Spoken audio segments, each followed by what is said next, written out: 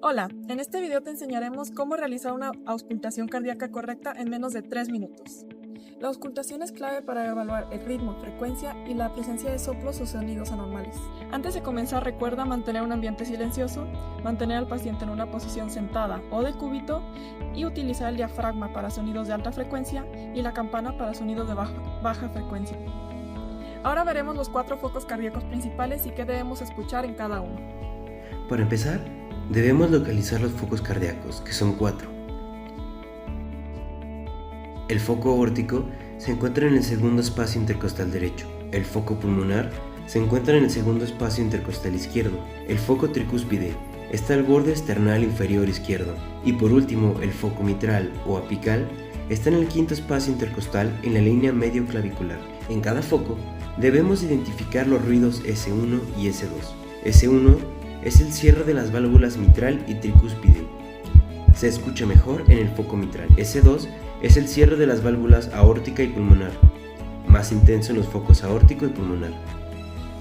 También debemos prestar atención al ritmo regular o irregular, buscar soplos, desdoblamientos de S2 y cualquier sonido adicional como S3 o S4, que se consideran anomalías cardíacas.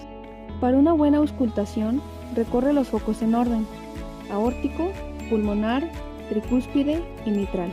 Coloca el diafragma del estetoscopio firmemente sobre la piel y escucha unos segundos en cada sitio. Después, si lo requieres, usa la campana especialmente en el foco mitral para detectar soplos de baja frecuencia.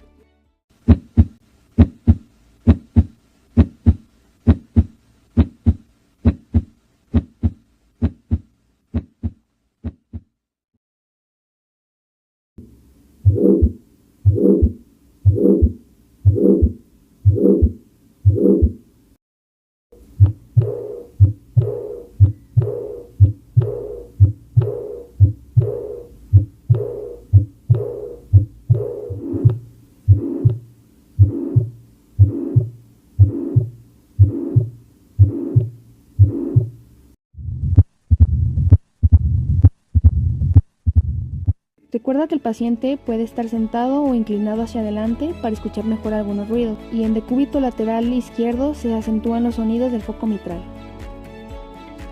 La práctica te ayudará a reconocer con claridad cada ruido y soplo. Gracias por ver este video. Espero que te sea de ayuda para mejorar tu práctica de auscultación cardíaca.